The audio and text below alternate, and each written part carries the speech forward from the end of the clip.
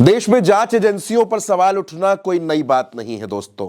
और पिछले 10 सालों में लगातार जांच एजेंसियां सवालों के घेरों में रही हैं। आप ईडी की बात कर ले या किसी भी बड़ी संस्था की बात कर ले, उनकी कार्रवाई सवालों के घेरे में आ ही जाती है। लेकिन ऐसा होता क्यों है?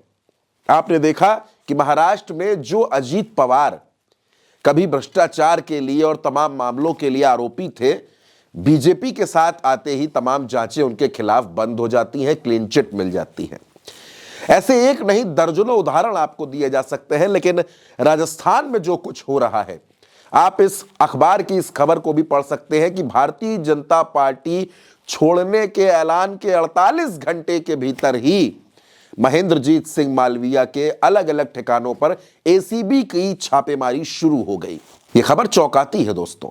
महेंद्रजीत सिंह मालवीया के पेट्रोल पंप और उनके बेटे के प्रतिष्ठानों पर छापेमारी शुरू हुई। तमाम दस्तावेज खंगाले गए। क्या अभी तक राजस्थान की भजनलाल सरकार को यह नहीं याद आया था कि महेंद्रजीत सिंह मालवीया पर छापेमारी करनी है, उन पर कार्रवाई करनी है? क्या तब उनके पास सुराग नहीं थे? जब महेंद्रजीत ने यह ऐलान कर दिया कि भारतीय जनता पार्टी में उनका दम घुट रहा है और वो पुरानी अपनी जो पार्टी है घर वापसी करना चाहते हैं, कांग्रेस में जाना चाहते हैं, तो यह छापेमारी शुरू हो गई। महेंद्रजीत सिंह मालवीय कौन है? राजस्थान में जो दक्षिणी राजस्थान है, जिसे वागड़ की राजनीति कहते हैं, बांसवाड़ा और डूंगरपुर, वहां की राजनीति में महेंद्रजीत सिंह आदिवासी समाज का एक बड़ा चेहरा है। क्या नहीं दिया महेंद्रजीत को कांग्रेस ने? वो 35 सालों तक कांग्रेस में रहे, एनएसयूआई से लेकर युवा कांग्रेस तक रहे, सरपंच बने, प्रधान बने, जिला प्रमुख बने, 1998 में सांसद भी बने, 4 बार विधायक बने, 2008 में, 2013 में विधायक बने, वो 2018 में विधायक बने, 2023 में विधायक बने और उनकी सीट थी बागीदौरा। बागीदौरा सीट से जो बांसवाड़ा में आती है, वहां से वो 4 बार विधायक बने, 2 बार वो मंत्री बने।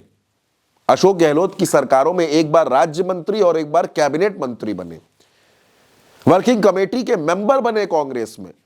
जो कुछ कांग्रेस उनको दे सकती थी वो सब कुछ दिया।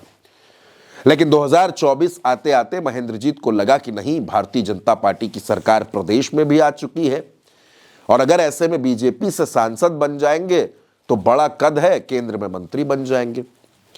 इसके चलते उन्होंने बागीदौरा की विधायकी से इस्तीफा दे दिया और 2024 में वो लोकसभा का चुनाव लड़ गए।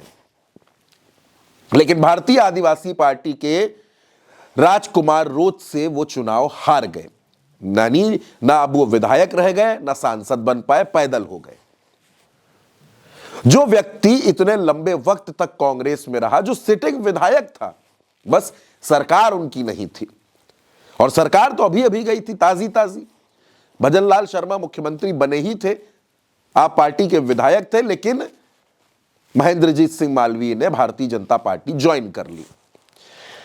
बीजेपी में आने के बाद, चुनाव हारने के बाद वो बीजेपी में बने हुए थे, लेकिन अब उनको लगा कि बीजेपी में उनकी कोई पूछ नहीं है, कोई वक़्त नहीं है। इसलिए उन्होंने कहा कि वो कांग्रेस में वापस जाना चाहते हैं। उन्होंने गोविंद सिंह डोटासरा, जो कांग्रेस के प्रदेश अध्यक्ष भी हैं, उनको चिट्ठी भी लिख दी।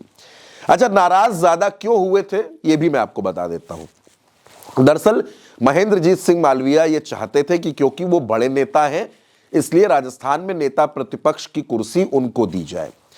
लेकिन कांग्रेस ने वहां पर टीकाराम जूली को नेता प्रतिपक्ष बना दिया। टीकाराम जूली भी एससी समाज से आते हैं, कांग्रेस ने उनको मौका दे दिया।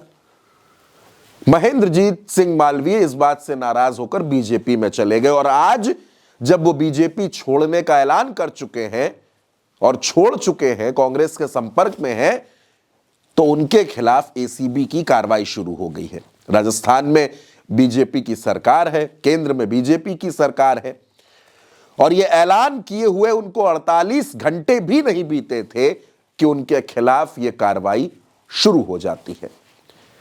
अब यह सवाल उठता है कि आखिर ऐसा क्यों? आप इन दिनों देख रहे होंगे कि असम में, बंगाल में ईडी की तमाम कार्रवाइयां चल रही हैं। जहां चुनाव होता है वहां आखिर अचानक से यह कार्रवाई क्यों शुरू हो जाती है, या जब कोई बीजेपी छोड़ने की बात करता है, बीजेपी को छोड़ देता है, तो वो इतना अपवित्र कैसे हो जाता है? ये एक बड़ा सवाल है दोस्तों। और आज बहुत से लोग इन तमाम कार्रवाइयों की टाइमिंग पर भी सवाल खड़े कर रहे हैं। फिलहाल इस खबर में मेरे साथ इतना ही। आप उल्टा चश्मा यूसी के साथ बने रहिए। नमस्कार।